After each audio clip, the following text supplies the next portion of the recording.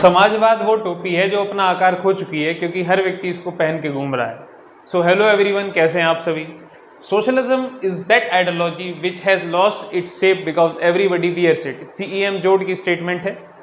तो आज हम ऐसा टॉपिक पढ़ने वाले हैं। ये इकलौती ऐसी आइडियोलॉजी है सोशलिज्म यानी समाजवाद जो स्टेट को एक पॉजिटिव एस्पेक्ट में देखती है। जैसा कि मैंने बताया था कि जो लिबरल लोग हैं वो स्टेट को नेसेसरी एवल देखते हैं कि इसका होना जरूरी है, लेकिन है ये राक्षस, ठीक है, ये लोगों के अधिकारों के विरुद्ध जा रहा है। जो मार्क्सवादी लोग हैं वो स्टेट को देखते हैं कि state is a instrument of exploitation in the hands of bourgeois. जो पूंजीपति लोग हैं उनके हाथ में ये हथियार है ताकि लोगों को ये एक्सप्लॉयट कर सकें। लेकिन जो समाजवाद है वो स्टेट को देखता है कि state is a instrument which can bring equality in the society. Discuss करेंगे। अब मैंने ये क्यों बोला कि, या फिर CEM जोड ने ये बात क्यों बोली कि जो समाजवाद है वो अपना आकार खो चुका है। गांधी का समाजवाद, मार्क्स का समाजवाद, नेहरू का समाजवाद, फेविनियन समाजवाद, गिल्ड समाजवाद, स्कैंडियल समाजवाद, इतने सारे प्रकार के सोशलिज्म घूम रहे हैं सोसाइटी में, मतलब इतनी आइडियोलॉजीज हैं, सब रेलिवेंट हैं अपनी अपनी जगह, सबका कुछ ना कुछ रोल है। तो इसलिए उन्होंने कहा कि एक एक करके डिटेल में समझेंगे। आप भी ये बात कहेंगे कि इतने तरीके की सोशलिज्म, मार्क्स का समाजवाद डिटेल में पढ़ेंगे, वैसे ऑलरेडी डिस्कस कर रखा है मैंने। तो लेट्स स्टार्ट। सोशलिज्म का पहली बार जिक्र हुआ था 1827 में। सोशलिज्म का जो बेस है वो 3 राइटर्स से मिलकर बना है। 3 राइटर्स ने जो स्टार्टिंग में बेस दिया है सोशलिज्म को। रॉबर्ट ओवन, इन्होंने ही सबसे पहली बार जिक्र किया था सोशलिज्म का। Charles Fourier and who was the third one, Saint सिमन।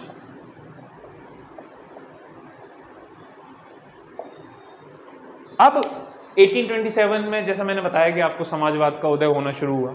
समाजवाद एज एन आइडियोलॉजी सोसाइटी में एग्जिस्टेंस में आई। इसका रीज़न क्या रहा होगा? जैसे कि मैंने बताया कि समाजवाद इक्वलिटी पे फोकस करता है बहुत ज़्यादा। डिटेल में बताएंगे कि समाजवाद के क्या क्या फीचर्स हैं। अब जब इनइक्वलिटी बहुत ज़्यादा समाज में रही होगी तभी इक्वलिटी की बात चली होगी। इंडस्ट्रियलाइजेशन के बाद से अमीर बहुत अमीर होता जा रहा था, और समाज में यूरोप की बात कर रहा हूँ मैं, पॉवर्टी, हंगर, ये सब लगातार बढ़ता जा रहा था, इनकम इनइक्वलिटी वगैरह। तो इसी समय एक ऐसी विचारधारा का उदय हुआ जो काफ़ी पॉपुलर हुई यूरोप में, समाजवाद, ताकि समाज में इक्वलिटी आ सके, और उसके अलग अलग फीचर्स बताए गए कि कैसे इक्वलिटी आ सकती है। अब जैसे कि मैंने एक वीडियो में बताया था कि जो फ्रांस है वो यूरोप का चौधरी है। जब फ्रांस छींकता है तो पूरे यूरोप को सर्दी हो जाती है। ड्यूक मेटरनिच की स्टेटमेंट है ये, ठीक है। तो ये जो समाजवाद, ये विचारधारा का उदय भी फ्रांस में ही हुआ था 1827 में। France is known as hot bed of socialism.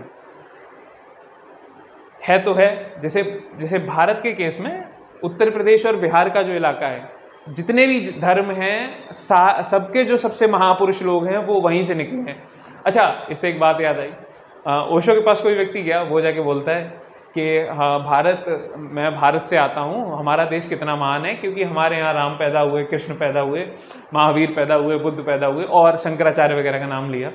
तो ओशो कहते हैं कि सोचो तुम लोग कितने पिछड़े हुए हो कि तुम्हें सुधारने के लिए हमेशा किसी न किसी को जन्म लेना पड़ता है।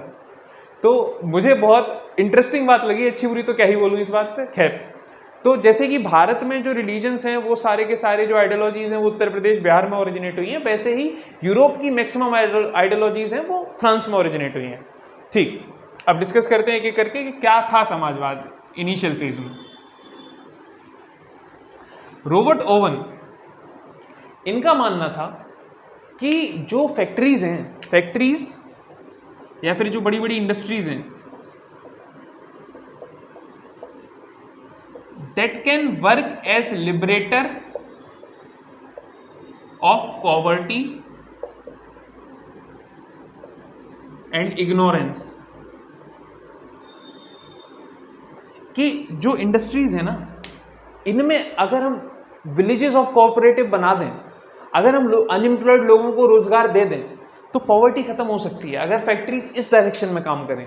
जबकि फैक्ट्रीज जो काम कर रही थी पूंजीवादी समाज में या कैपिटलिस्ट सोसाइटी में, जिसको कहते हैं प्रॉफिट मेकिंग के लिए, कि ताकि जो पूंजीपति लोग हैं उनकी जेब भरी जाए, तो वो कहते हैं कि अगर फैक्ट्रीज इस तरीके से काम करें तो they can be a liberator of poverty and ignorance. अच्छा ठीक है, ये सबसे पहले व्यक्ति हैं जिन्होंने समाजवाद का जिक्र किया। उसके बाद आते हैं चार्ल्स फ्यूरियर।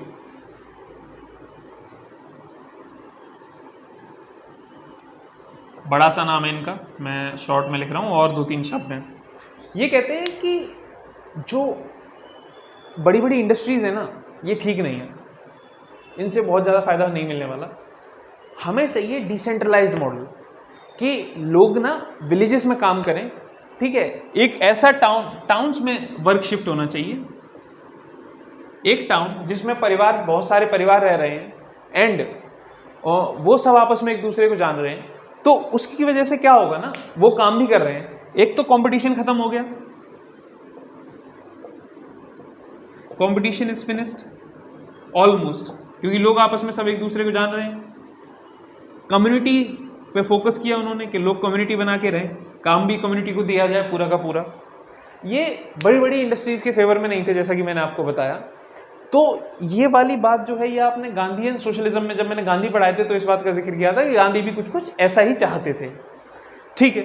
इसके बाद तीसरे व्यक्ति सेंट साइमन।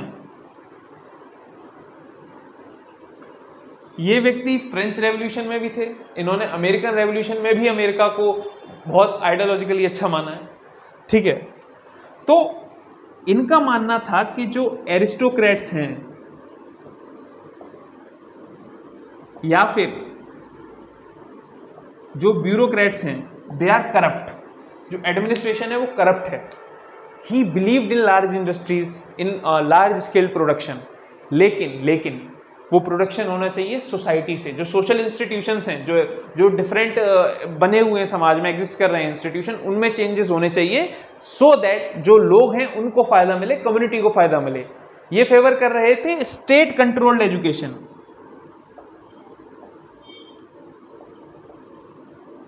और एजुकेशन का काम क्या होगा? सोशल इक्वेलिटी लाना। जो समाज में इनइक्वेलिटी बढ़ी हुई है, जो प्रॉब्लम्स हैं, उनको खत्म करने का जरिया होगा एजुकेशन, ना कि पूंजीपतियों के जेब भरने का है, ना कि वर्किंग क्लास और बढ़ाने का।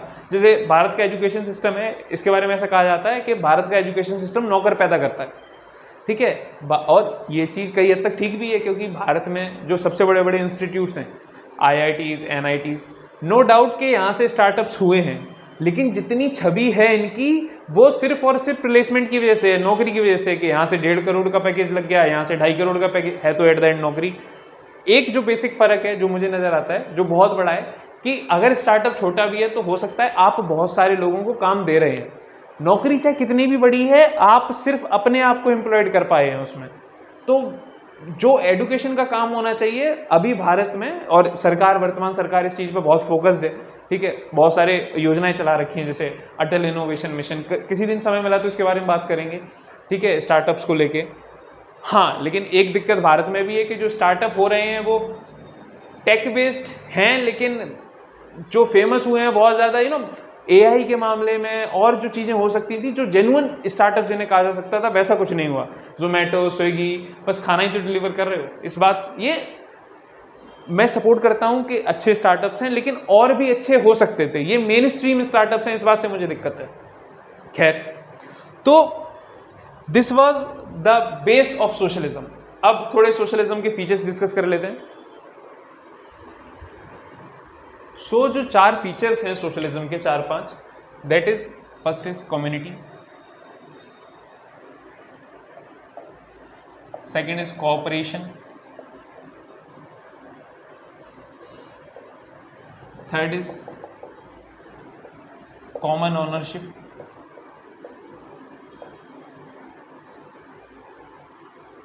Fourth is equality, most important.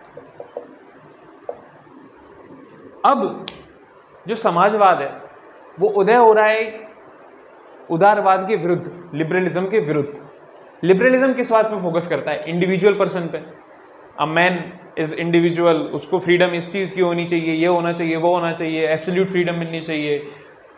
समाजवाद इसके एकदम विरुद्ध जाता है, कहता है नहीं, कम्युनिटी की इंपॉर्टेंस है, ठीक है। Man should work in collective, ठीक है। अगर अकेला व्यक्ति एफर्ट्स मारेगा तो उससे कुछ फायदा नहीं होगा, बट अगर कम्युनिटी मिलकर किसी कार्य को पूरा करने का प्रयास करेंगे तो ज़्यादा अच्छे से कार्य पूरा होगा।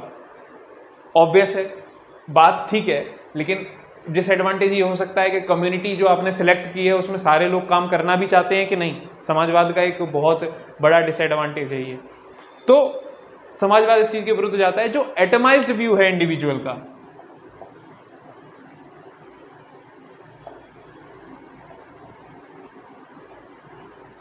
इंडिविजुअल, इसके विरुद्ध जाता है समाजवाद।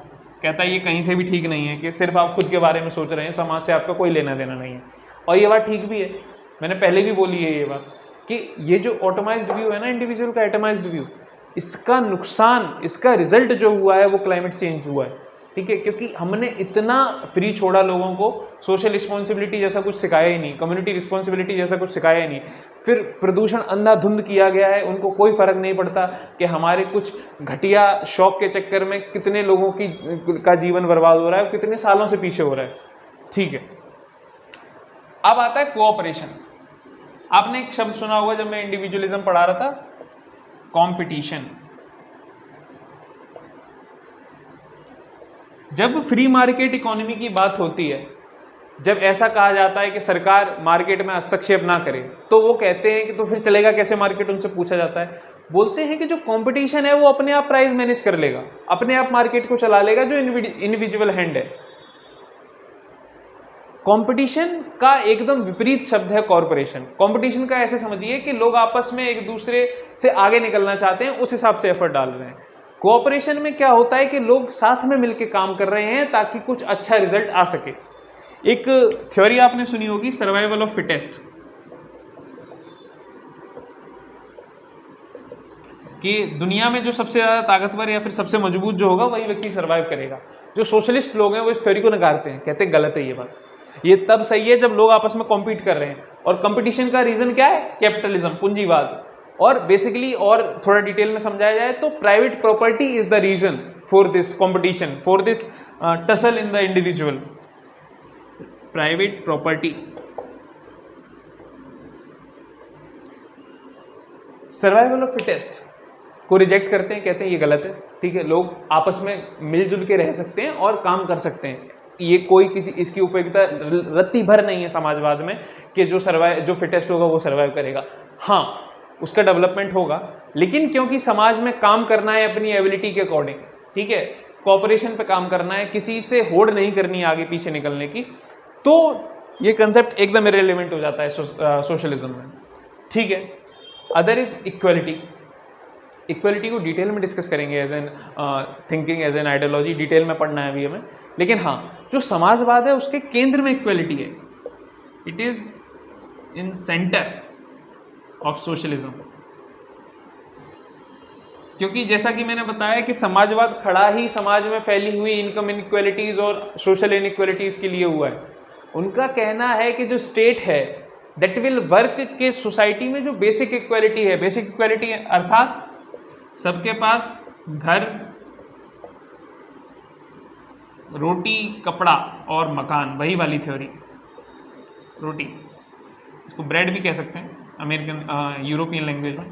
ठीक है, अगर ये है basically food, shelter and clothes, तो ये बेसिक इक्वलिटी हर व्यक्ति के पास होना चाहिए, वो भी डिसेंट वे में। ठीक है, ऐसा नहीं है कि एक व्यक्ति 50-50, 60-60 हज़ार के कपड़े पहन रहा है और बाकी जो व्यक्ति हैं उनके पास तन ढकने के लिए भी कपड़े नहीं है। तो जो सोशलिज्म है वो इसके अगेंस्ट जाता है, इक्वलिटी की बात करता है।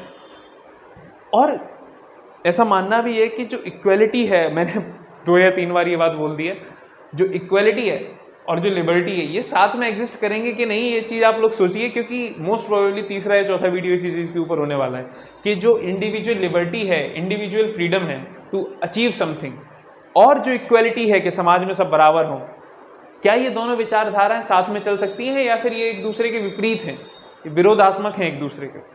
ठीक है, अब अगली चीज, कॉमन ओनरशिप।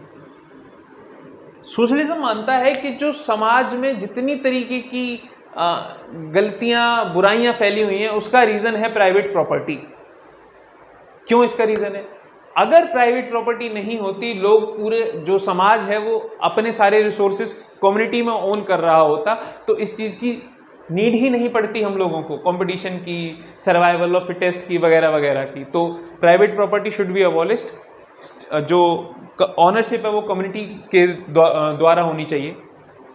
तो these were the features of socialism. अच्छा, अब हमें डिफरेंट टाइप्स के सोशलिज्म पढ़ने हैं। 1847 कार्ल मार्क्स पीक पे चल रहे हैं तब, अब लिखने वगैरह में, ठीक है, बहुत उनकी आइडियोलॉजी फेमस हो रही है, लोग पढ़ रहे हैं, सुन रहे हैं। उनके जो मित्र थे फ्रेडरिक एंजल, उनका मानना था कि जो सोशलिज्म आया है वो 1847 में ही आया है, जबकि जो राइटर्स हुए सोशलिज्म के देवर इन 1827, जैसा कि मैंने आपको बताया, Charles Fourier, Robert Owen, Saint Simon. वो कहते हैं ये were the early socialist were utopians. Utopians का मतलब होता है कल्पना में है इनका सोशलिज्म, रियलिटी से कुछ लेना देना नहीं है, ठीक है। अब तो फिर रियल सोशलिज्म क्या है, तो उसको थोड़ा पढ़ते हैं।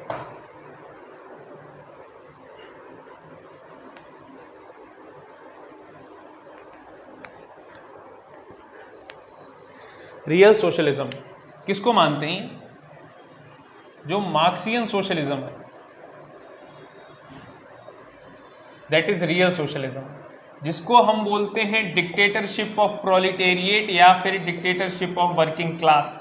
DOW जैसा कुछ होता नहीं है, मैंने लिख दिया है, जिन लोगों को नहीं पता कि प्रोलिटेरिएट क्या होता है, they are working class.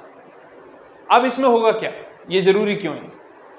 Society capitalism से प्रोग्रेस करके कम्युनिज्म में जाएगी, उसके बीच में एक स्टेज आएगी जिसको बोलते हैं हम सोशलिज्म, या जिसको बोलते हैं हम डिक्टेटरशिप ऑफ प्रोलिटेरिएट। जो मार्क्सियन सोशलिज्म है और जो ये DOP है, ये आपस में सिनोनिमस है। जो वर्किंग क्लास होगी वो सारे रिसोर्सेज ओन करेगी, कैपिटलिज्म के जो थोड़े बहुत अंश बचेंगे उनको खत्म करेगी, ठीक है। जो कंपटीशन वर्ड है वो कॉपरेशन में बदल जाएगा, कंपटीशन चेंज टू कॉपरेशन, ठीक है। जो प्राइवेट प्रॉपर्टी है वो खत्म हो जाएगा।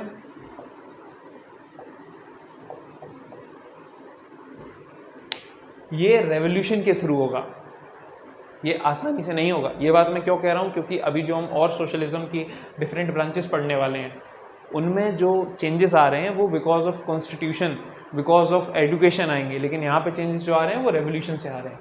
जो स्टेट है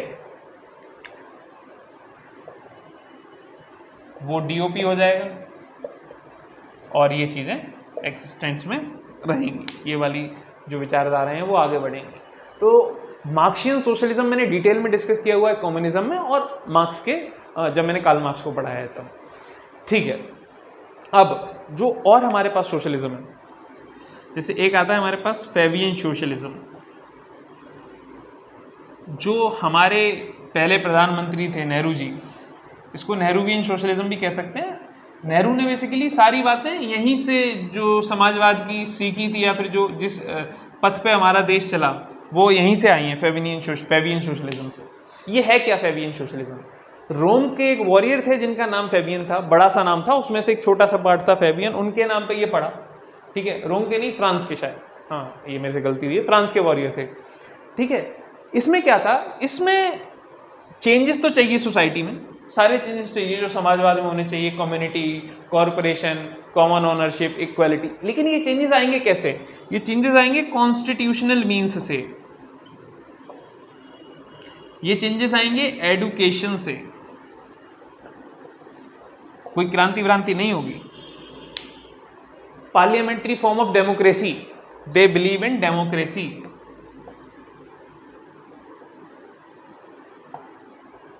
ठीक है। अब फैबियन सोशलिज्म के बाद इस पे बेस्ड यूरोप में बहुत सारी पार्टीज बनी। ब्रिटेन की जो लेबर पार्टी है वो भी इसी पे बेस्ड है, फैबियन सोशलिज्म पे।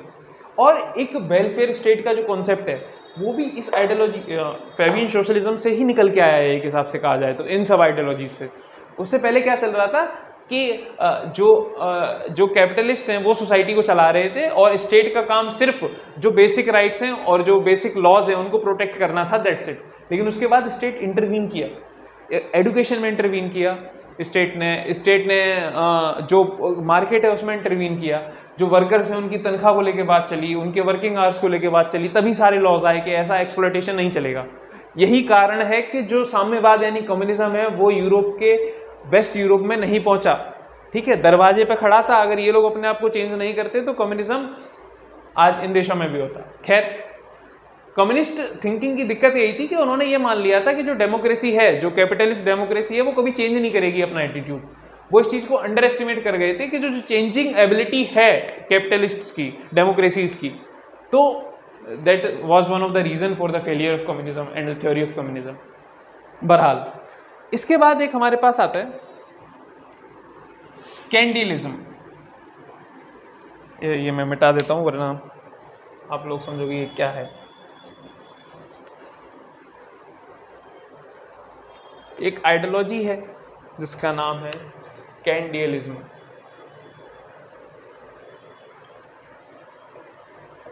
It is a mixture of anarchist या चिस्ट जो भी बोलते हो आप लोग, और मार्क्सिस्ट।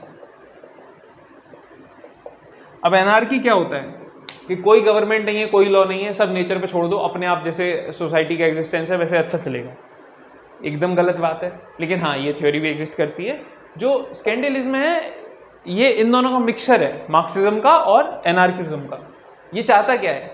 ये चाहता है कि ट्रेड यूनियंस बने,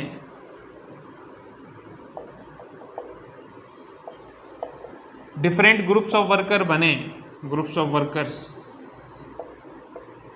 और जो चेंजेस चाहिए होंगे वो डेमोक्रेसी से नहीं आएंगे। Democracy is not a means to change. जो चेंजेस आएंगे वो आएंगे स्ट्राइक से, ठीक है। They do not believe in parliamentary methods. Methods are useless according to syndicalism. Trade unions बननी चाहिए, ये ऐसा चाहते हैं, ऐसे समझिए। सोसाइटी है, अब इनको चाहिए क्या at the end? Common ownership चाहिए, कम्युनिटी चाहिए, इक्वलिटी चाहिए, ठीक है।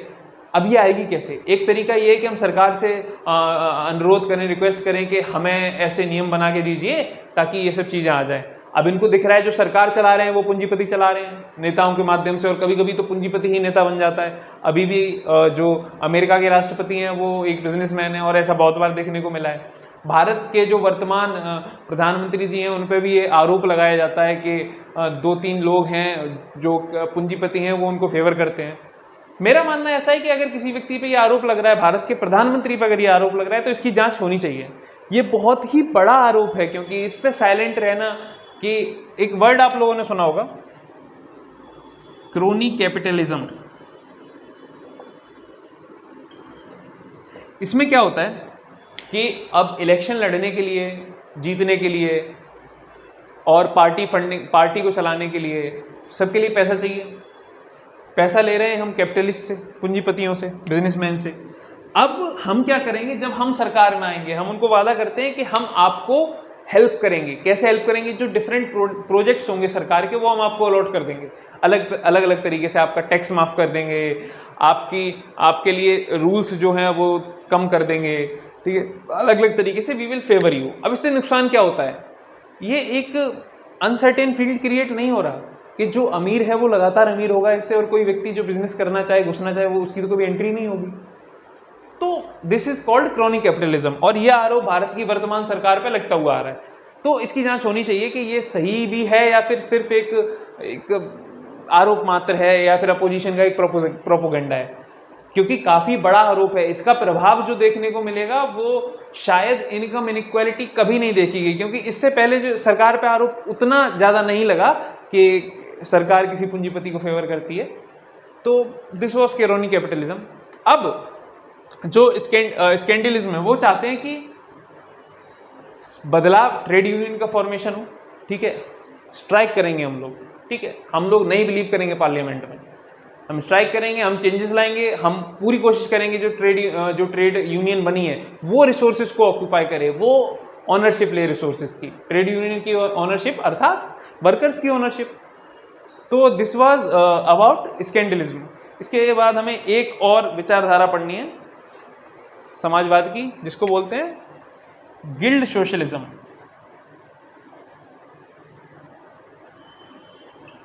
ये हमें बेसिकली मिलती है in the writings of GDH कोल, काफी नामी पॉलिटिकल थिंकर हैं। बेसिकली जो ये स्कैंडिलिज्म है ना, इसकी शादी हो जाए फैबियन सोशलिज्म के साथ, उनका जो बच्चा होगा that will be guild socialism. कैसे? उनका फीचर क्या था? डेमोक्रेसी। इनका फीचर क्या है? ऑर्गेनाइजेशंस। तो जो स्कैंडलिज्म, जो गिल्ड सोशलिज्म है, ये चाहता है कि डेमोक्रेसी हो। ये फीचर इसको कहां से मिला? फेबियन सोशलिस्ट से। ये चाहता है कि ट्रेड यूनियंस बने, ऑर्गेनाइजेशंस बने। ये फीचर इसको कहां से मिला? हो गया ना बच्चा इन्हीं का।